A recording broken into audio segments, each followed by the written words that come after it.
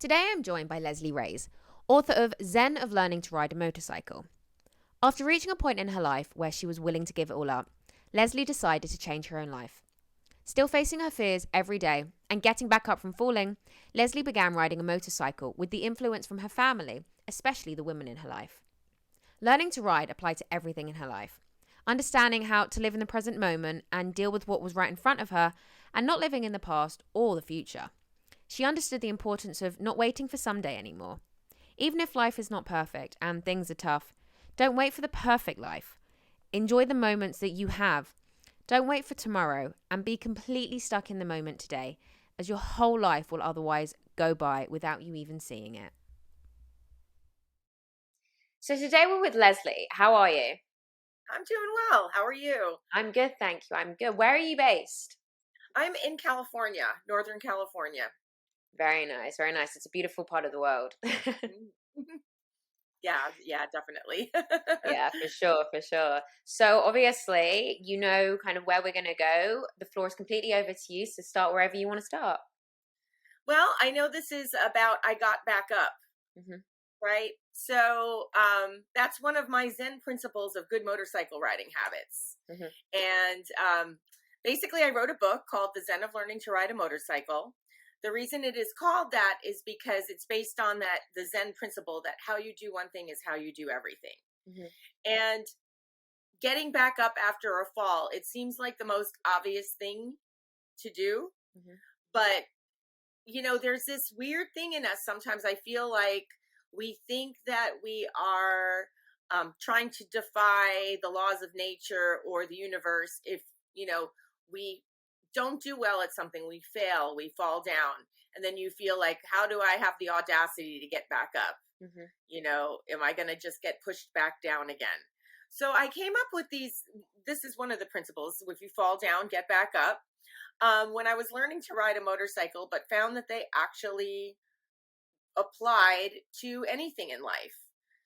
Anytime you fall down, you need to get back up. Anytime if you don't know something, you should try to learn it. And it's really just about living life in the present moment and just dealing with what's in front of you while it's in front of you, handling things in your life in the order that they come, not trying to live in the future or just keep on living in the past, but trying to find yourself in the moment that you're in. Hmm. Yeah, definitely. I completely agree. And I think that's the thing is being completely present and in the present moment is something that I think a lot of people take for granted. And I don't think they realize how important it actually really is. Right.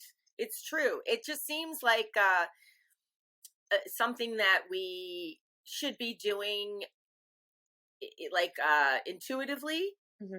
but it really isn't. It's something that you have to sort of be mindful. That's the whole thing is about mindfulness, being where you are Hmm. when you're there. Even if things aren't that great, you can also honor that. Like, Hmm. I'm not in the best place in my life right now. This and that happened and it's not going quite the way I want. Just sort of leaning into it and being like, okay, so what am I going to do now? Hmm. Instead of thinking like, well, don't worry, someday I'm going to make $1 million, or someday I'm going to meet my soulmate, and then, or someday I'm going to buy my dream house, and then I'll be happy. Yeah. I tend to do that when the moment isn't that good. I want to Yeah. escape somewhere else. But I think it's important sometimes, even when things aren't always that great, to just honor it. Be like, yeah, it's not so good right now, but that's okay. This is just where I am right now. Yeah, because I think going through those times and being in that, that moment and in that low experience is, I guess the only way is up. And Mhm. it can make you a lot stronger from going through those moments. And then when the smaller, happier, finer things in life happen, you really see them for what they truly are because you've been through what you've been through. Correct. And not only that, just practicing living in the present. Mm. When things are good, then you're not doing it like, I think when things are bad, a lot of times we're going to hope, well, hopefully someday, I meet my soulmate or whatever it is Mhm. that you think that you need. We can do the opposite when we're in a good time. So everything's going great. You met your soulmate, you're buying your house, or you made $1 million. Yeah. And then the person's brain can go to, oh no, something bad's going to happen now. I can't let myself feel happy. That's why it's so important to live in the present, because it's true in a way. Things are going good. That it's not, things constantly ebb and flow. Yeah. Sometimes things are great. Sometimes things are not so great. So it's so important to be in that moment. And even what you said, those little tiny things, those little tiny moments, even when maybe your overall big picture isn't that great. You're having a breakup. You didn't get the house you wanted to buy. You can't afford the apartment you want to live in. But, you're drinking your favorite cup of coffee in your favorite park in the middle of all this bad stuff going on. And that's really where those moments are. Those are where those get back up moments come in. Yeah, definitely. So what made you write this book then? Well, I was learning to ride a motorcycle during the pandemic. And there was this part of me that just felt like I'm not the kind of person that rides a motorcycle.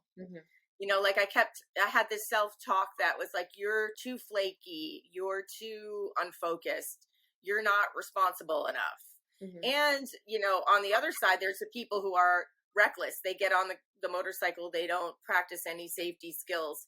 I'm not that kind of person either.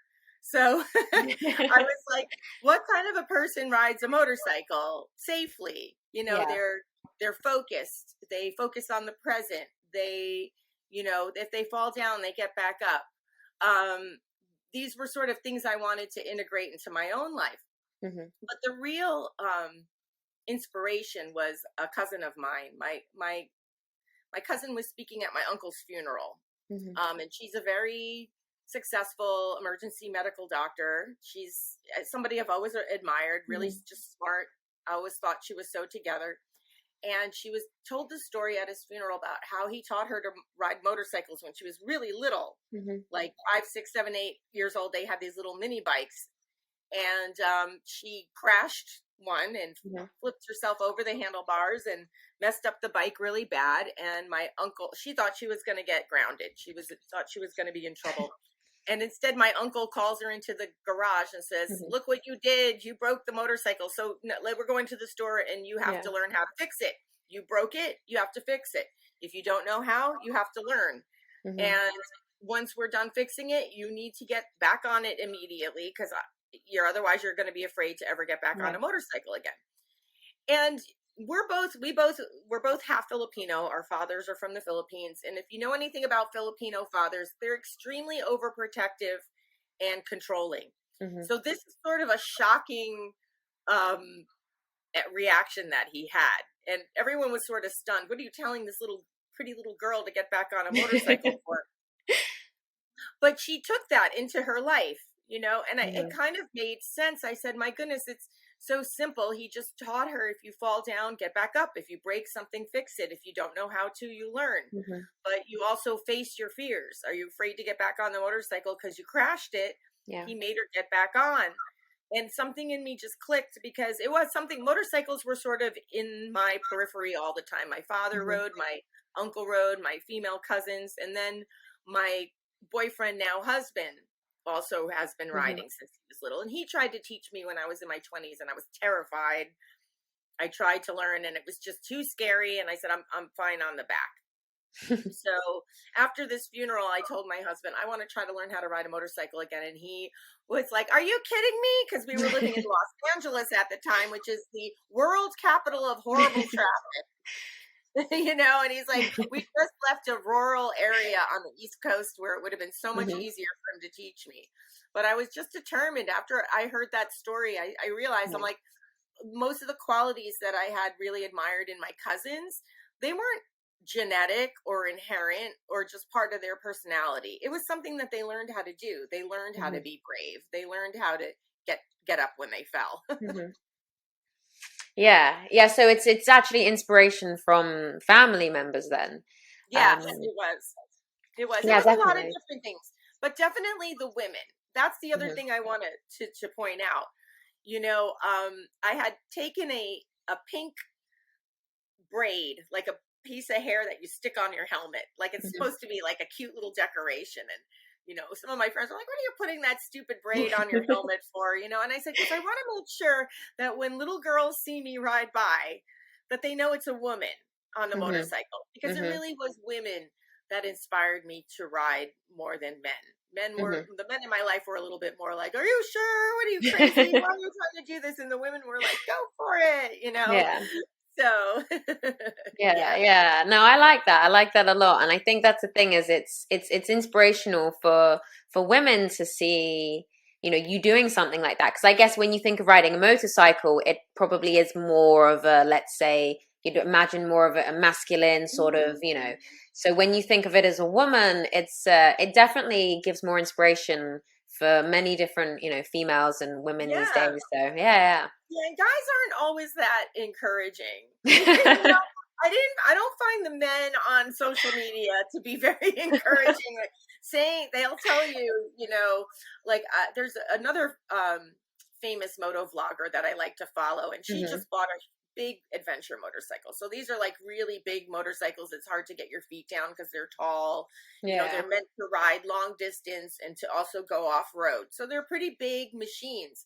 And she's been riding for a good like 5 or 6 years, but we put these bars on the sides of our motorcycles so that if they hmm fall over, you don't hurt them. She's got these big drop bars on her motorcycle, and she's practicing doing very tight U-turns.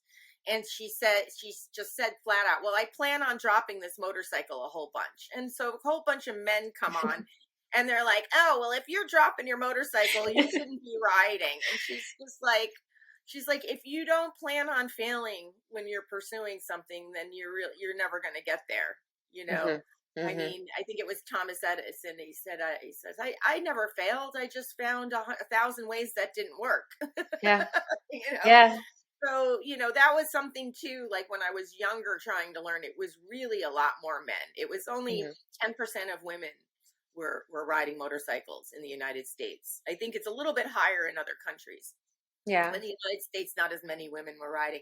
We're in the last 10 years, it's now doubled. So it's still low. 80% hmm are men, 20% are women riding motorcycles.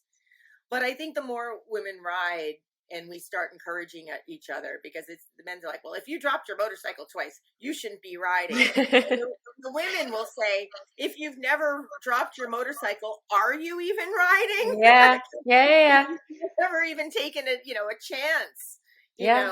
you're going to Yeah. drop your motorcycle. You're going to be scared hmm sometimes. You're going to feel like you have no business doing this, Yeah. but you do it anyway. And that's with anything big in life, anything that you're trying to challenge, even writing this book. hmm It's like, anything you're wondering, am I in over my head anytime Yeah. you challenge yourself? And so you just have to know that's normal. You just got to keep Yeah. going. Yeah. I think that's the thing. You hit the nail on the head where it's when if someone says to you, oh, you don't want to fall off the motorcycle, you're not really riding it properly if you are falling off of it. But that's the point is you can try something 100 times, but don't stop because that 101 time, you might not fall off the motorcycle and you Right. might be able to accomplish whatever you're set out to accomplish. And I think that's the thing is people either get too scared to start or they might be enduring and halfway through, let's say, and they think, I'm going to give up because this isn't happening for me. But it is the truth of if you don't give up, that 101 time could be the day that everything Right. changes.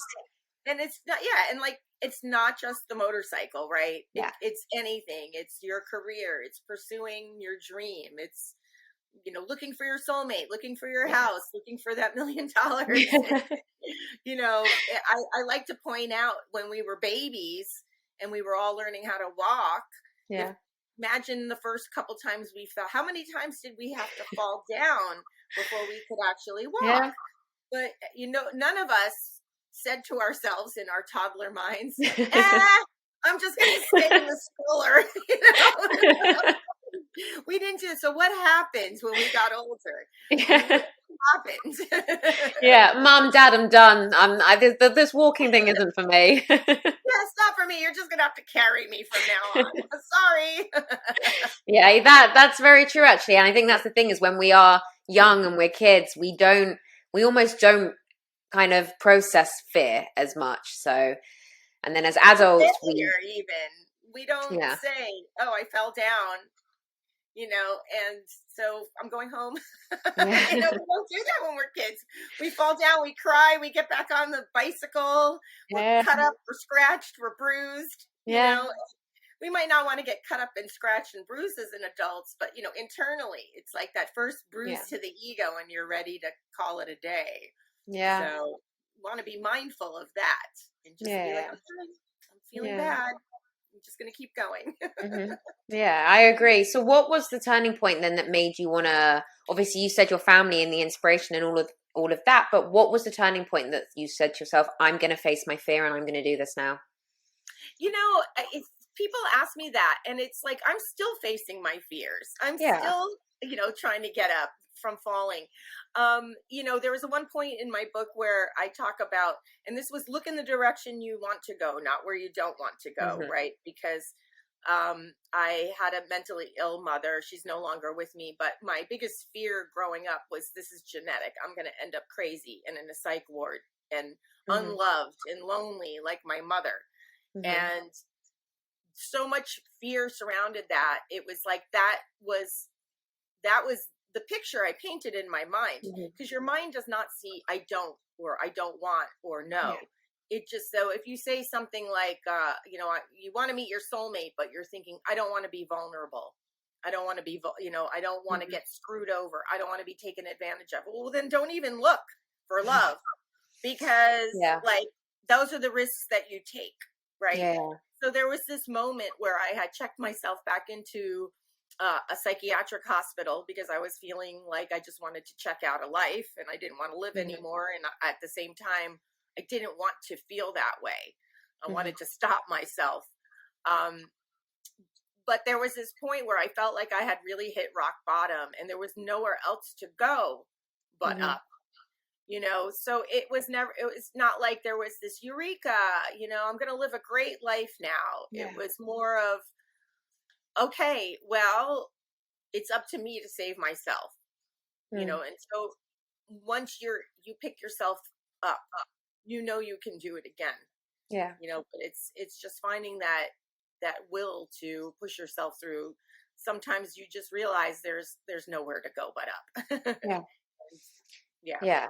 Yeah, and I think that's the thing is rock bottom can be or no, it can be. It's a really bad place and it's Hmm. quite from my accident and when I hit rock bottom obviously in my ways, I can see how easy it is and how comfortable it is to stay down there. And Yeah, obviously when people then, go certain directions and do certain things with regards to that. But how difficult that first step to go, hmm, actually, I need to save myself from this. And taking that first step is quite possibly the hardest step to take. absolutely. But once you take it and you show yourself you can take that one step, I think as soon as you take it, the journey, although it can be extremely hard, is almost easier once you take the step. Right.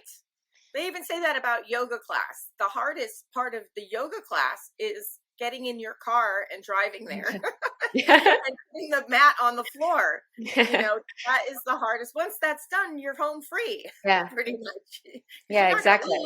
leave. Yeah. Yeah. So it's the same in life. You just apply those. If you fall down, get back up. I had a friend say who was also learning how to ride a Hmm. motorcycle, and he felt like he was defying, or it was being too egotistical. Like Hmm. him falling down was maybe his humility telling him to stay down. And I said, Yeah. no, that's you wouldn't be walking on 2 feet right now if that were the case, right? Yeah. And so he did. He got back up and he got his license. Yeah. Yeah. It's no, and I think that's the thing is facing your fear, especially after going through something, it's you can find that there's so much beauty in life and you can do some amazing things once you can kind of face that. Yeah. And something else that you said made me think of this thing of, I had read about the fear of happiness, and I don't know that people talk about that enough, because it's not like everybody wants to be happy, but I think the fear of happiness is like you find you allow yourself to feel joy and feel happiness, and then something else happened and you feel Mm. knocked down. And then there's this feeling of, I knew I shouldn't have gotten my hopes Yeah. up, which is kind of silly, because it's like, well, but those are the moments, right, that make up Yeah. your life. So, I was reading this article about the fear of happiness, and it's Mhm. sort of is based on this realizing that there is some kind of responsibility that comes with being Yeah. happy. Like, you're responsible for your own happiness. It totally made me think of, like, back when I was younger and I was pursuing a career as a singer. I remember, and I auditioned for this band, and we really clicked, and everything sounded great. And I went home, and by the time I got home, there was a message on, this is back in the answering machine days Yeah. before cell phones, but there was a voicemail on my answering machine. It was the guitarist saying, so I really thought that went well, and I really would like you to join my band, but I need you to tell me, so, because if you don't want to, I need to stop being happy right now. Like, he got all psyched, like, yes, this is totally gonna work. I want this girl to join my band. But it made me laugh, because I know that feeling. That's the feeling. I feel like it can hold us back if we're not careful. Like, you're Yeah. like, oh, I'm afraid to let myself, nothing's going wrong in my life. Nothing is really going amazing. You're just sort of in this place where things are, and you might be afraid to just let yourself be content Mm. there, because it's like, well, is something better gonna happen, or something awful gonna happen? Like, this guitarist, she's gonna call me Yeah. and tell me she doesn't want to join the band. I need to know right now so I could stop being happy. So Yeah. that's something else when you're thinking about getting back up, Yeah. that we should be mindful of. Are you holding yourself back because you're afraid that if you allow yourself to feel some kind of joyful emotion, that it's going to get taken away tomorrow? Yeah. And then you have to ask yourself, well, if it does get taken away tomorrow, isn't that even more of a reason for me to be Yeah. joyful in this moment? Yeah. It's interesting because I know people that are too afraid to, let's say after a bad dating experience, they're too afraid to put themselves back out there again because they don't want to get their hopes up on someone else to only get heartbroken again, or they don't want to go on another date for them to, be someone they don't, that didn't tick enough boxes, or whatever, the reasons are. But the issue is just because that one, two, three, however many people weren't how you wanted it to be, it doesn't mean the next experience isn't going to be the same. And I think that's the issue, is that because when people do, let's say they fall down and things don't go necessarily their way, putting themselves out there and being vulnerable to something that could be the happiest thing of their life, the most amazing part of their experience, they're too afraid to do it because they're too afraid to feel happiness again for it to be taken away. Right, right.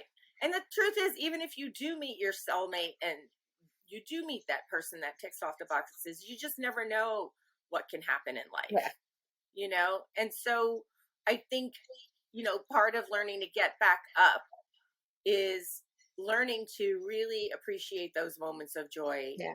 and understanding that nothing is set in stone. Nothing is, Yeah.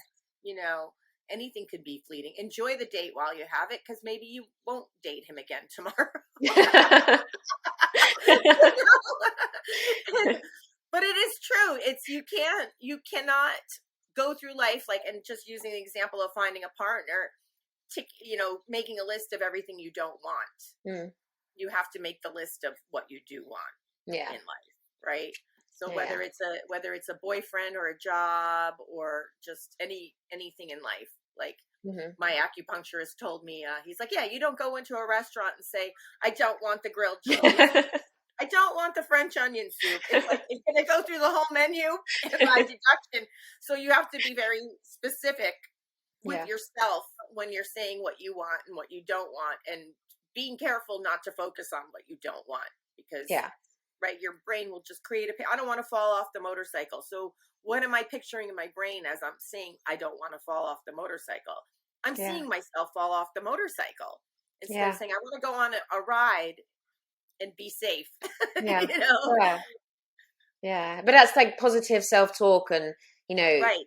just being more positive. And saying the things you do want. And okay, but say if you don't feel great today, and or you don't like something about your, how you feel or the way you look or anything, it's Mhm. almost saying to yourself, okay, I might not feel okay, but I'm going to tell myself I'm okay. And it's Mhm. like it's those kind of things, just talking to yourself and just saying more positive things rather than, like you said, Right. imagining I don't want to fall off the bike, but then you're imagining falling off the bike. Right, exactly. So, and then Yeah. when you're in that moment where you've fallen off the bike, the, or fallen down in life, I do think it's important also, um, to just recognize, like, okay, this sucks and I feel really bad, Yeah. but I'm going to get back up anyway. Yeah. Or, my life might not be exactly where I want it to be at this moment, but I'm going to do this one little thing for Yeah. myself to get in the direction that I want to go, to put one Yeah. foot in the direction I want to go. Yeah. Absolutely. And that's the thing. I think that first step can take you into dimensions that you just never, ever, ever Mhm. thought would happen. Yeah. And something that someone brought up on another interview I was on, and I've been saying this a lot because I think it's really important when you are in a fallen down situation, where Hmm. whatever that is in your life, to remember, like, anytime that you've had a positive breakthrough in your life, was it preceded by something easy, Hmm. or was it preceded by something really difficult and challenging, or was it even preceded by one of the worst times in your life? Yeah. Because it seems that the best times in our life sometimes grow out of the worst times in our life. And that's so true. I can think about the absolute worst time in my life, like, amazing things happened right after that. Yeah. But when I was in it, I was suffering.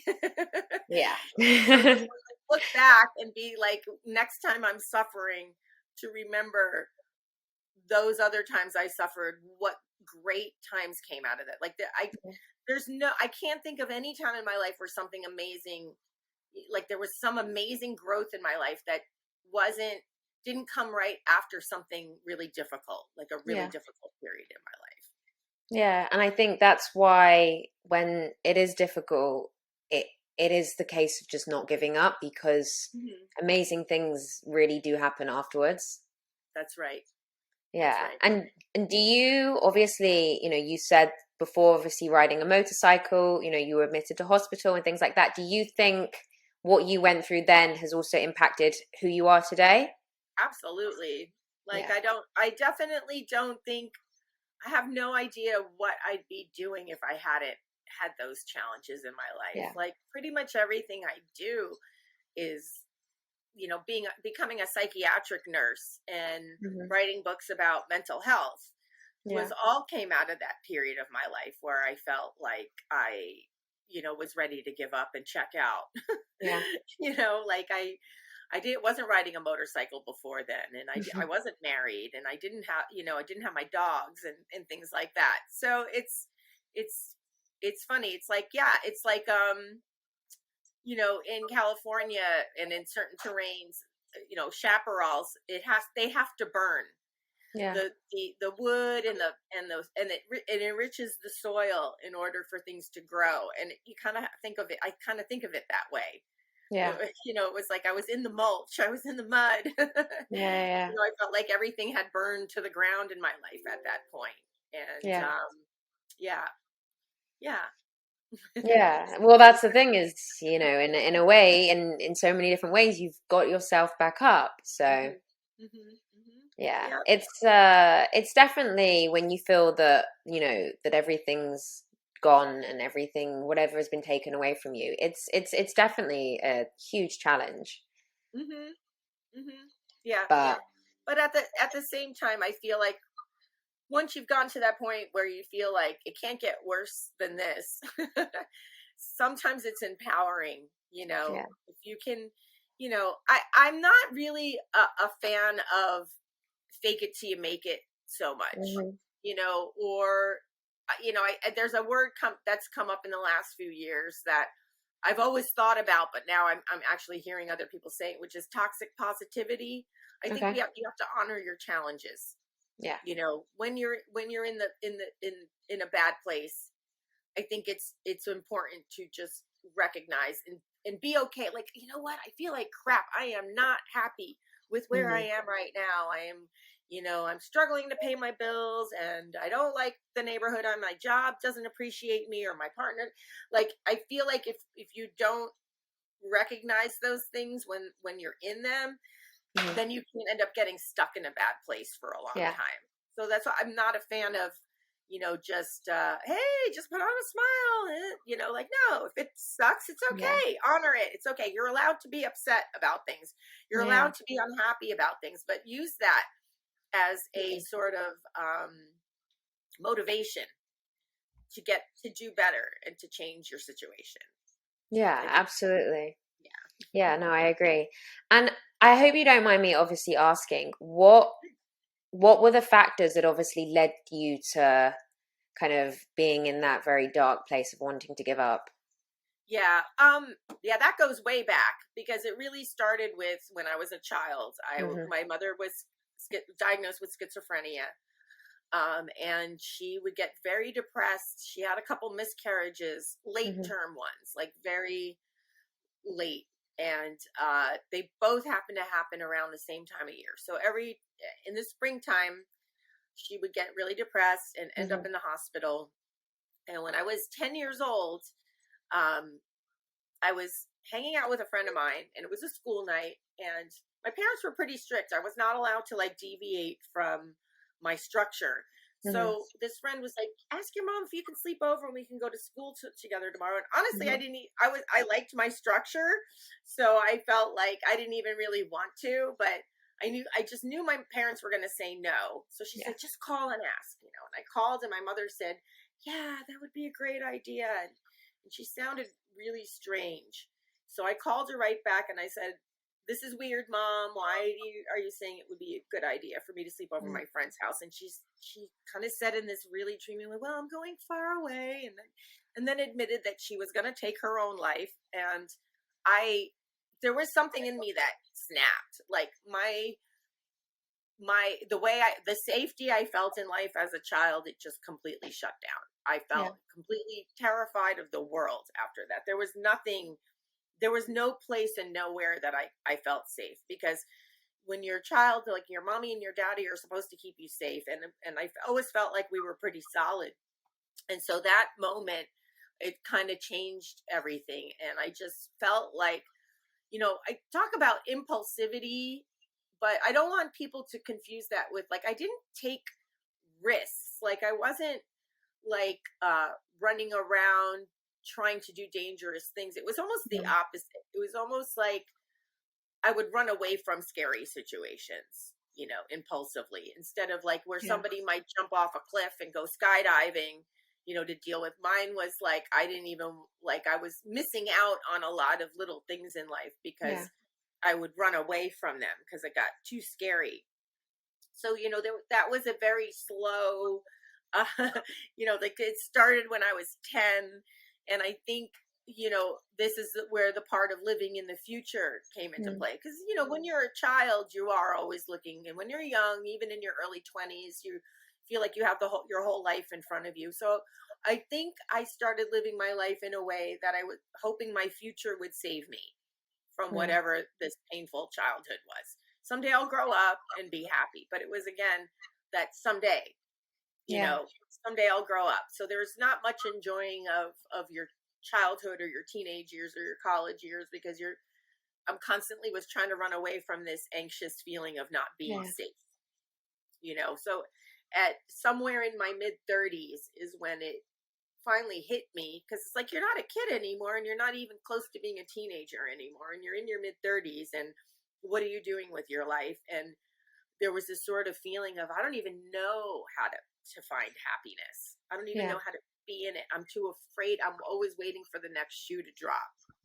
And it was still like in my adulthood, this feeling of someday when I make money, and someday when I'm successful, and someday when I Yeah. meet my soulmate, or da, da, da, da, or someday you're waiting to be happy someday, and you're not giving yourself permission to be happy, even if your life is not perfect, to just be happy with those little moments. Yeah. I had great friendships. I had good people in my life. I had moments of just sitting on the beach and watching the waves. And instead of just sitting and watching the waves, I was sitting and hoping for my life to get better. And Yeah. that's where I think that's where I think the point is, Yeah. is we're not Yeah. waiting for a perfect life. You have to kind of take those moments that you have. Yeah. It's like, don't wait for tomorrow, because you never know what's going to happen today. So there's, don't wait for tomorrow, and do the things you want to do today. Right. And doing those things is about completely being in the moment and living in the moment and watching and listening to the waves, rather than, worrying about something else while you're Right. sitting there, because Right. your whole life will go by without you even seeing it. Absolutely. Yeah. And so much of it has. So much of it Yeah. did. So it's something that I strive to do, is to just, focus on those little moments, like responding to situations instead of reacting. Because I feel like if Yeah. you're reactionary, it's not necessarily based in the present. You're Yeah. probably reacting to something else. So responding, Yeah. respecting where you are on your journey. So I don't have $1 million yet. Or, you know what I mean? Yet. Yet. But you know what I mean? But like, so that doesn't mean I can't just be happy drinking my latte or sitting on the Yeah. couch with my dogs right now. So Yeah. yeah. Yeah, I like when you talk about the latte, because sometimes when I have when I have my favorite coffee, I sit there and I can't wait for it, and I sit there and I'm like, oh, this is my favorite, part of the morning sometimes. So Yeah, it is. And I feel like we don't give enough credit to those moments. yeah, It's like we, as a society, we value the moment when you win your award, or you're on the front page of the New York Times, or you've got a yeah, best-selling book or album or whatever yeah, it is, when really the best moments are in life are sitting with your latte, your yeah, favorite latte when it's still hot, and you're just sitting in your place. And while the rest of the world may not be perfect, and you may still always will have problems in life, right? yeah, We're always going to be trying to get yeah. back up from things, but we need to just enjoy those moments with our latte. Exactly, exactly. Or sing your heart out in the car to your favorite song. It's anything like that. Yeah. But it's something also that you touched upon just before, which I really liked, was when you said, obviously, about fear, and you're still facing your fears every day. And I think that's a really important thing to understand for people, is you face your fears and you find your fears, but kind of look your fears in the face every day and know that you're still going to have them, you're still going to go through them, but be okay with going through them. Yeah. Yeah. And I feel like that is something that we don't stress enough, Yeah. just in the world, that it's okay to not be 100% okay, Yeah. and you could still find moments of joy and happiness in your life. I mean, when you read about stories in the news, somebody's, you know, suffered a loss, and then there's a picture of them smiling and laughing, and then Uh, somebody will be like, well, they can't be really upset. I mean, their mother just died. Look, and they're laughing in this picture. But that's reality. yeah. Though it's not black or white. It's not like you have a bad period in your life and you're just wearing black lipstick and walking around brooding 100% of the time. Hmm. And even when you're in a good place in your life, you just got married and you just bought a house and you had a baby, but there are things that are upsetting Yeah. you. I think it's important to sort of realize, like, that's how life is, right? Like what Yeah. they say, life is what happens when you're busy making other plans. You're not waiting Absolutely. to get to some pinnacle of perfection. You're not waiting till you're solving all your problems. You're just trying to find those moments of joy when you have them and when they're right in front of you. Yeah, exactly. And I think that's the thing, is a lot of people, they miss them, but they are right in front of them. Right. I do it. I have to. Mhm. That's why I wrote my book and I read it to myself. And I look at my 10 principles and I remind myself, Yeah. like, I had a recent fall down. I got laid off from a job very unexpectedly for budget purposes. And I had just moved 450 miles away from my home. And, I'm in the process of getting back up right now, Yeah. but I still have my moments with my dogs on the couch and my Yeah. latte. I have my moment. I'm having this moment with you that I'm really Yeah. enjoying right now. So I want to recognize that. Yeah. That, really grateful that you're having me on my show and having an opportunity to talk about this stuff. Yeah. So even if I get off of here and I'm still dealing with, the fact that I might need to, if I don't get more book sales, I might need to have a second source of income. It's not like the perfect life. Yeah. But look at what a great thing this is, that you're giving me this platform to talk about these things, and hopefully some other people hear what we're talking about and it helps them too. Like Yeah. that is a moment of joy, in a not so perfect moment in my life that I can recognize. Yeah. Yeah, well, thank you for that. And that's exactly what this is here for, and this is why you're here today, is it's to give people a voice, and it's to let people share their stories, and in any way, shape, or form that they want to say it. And, hopefully, even if that touches one other person's life, then, that's kind of what we want to do, and that's the aim. So, Right. Yeah. yeah. It has a ripple effect. Yeah. Yeah. Absolutely. So, kind of, what was one piece of advice then that you would give to somebody then that's listening? Let's see, which one piece of advice do I want to leave You you can say two or with? three if it. What's your advice, basically? um I think my favorite piece of advice from my book is to Right. look in the direction that you want to go and not where you don't want to go. Because Mhm. I even find myself, having to remind myself of that one. When I first got laid off from my job, my brain automatically goes to the worst place possible. Oh my Yeah. god, I'm going to end up homeless. I'm going to live in my car. I'm going to have to move back in with my mother-in-law, or Mhm. whatever Yeah. the doomsday is. And that's the direction I don't want to go in. So what direction do I want to look in? I said, well, you know what? Maybe this is an opportunity for me to become a freelance writer and not have to work for anyone else. That's the direction I'd like to go Yeah. in. To create a podcast, to be a nurse in a different way, that I can help people in a different way than I did when I was, working at a hospital or doing case Yeah. management. So instead of looking, not, I found myself looking in the direction I didn't want to go. I'm going to end up homeless, living in a van Yeah. by the river. That's not the direction I want to go in. When Yeah. you're on a motorcycle or even driving in a car, there's something called target fixation. So if you're Mhm. looking at something on the side of the road, you might hit it, especially on the motorcycle more than a car.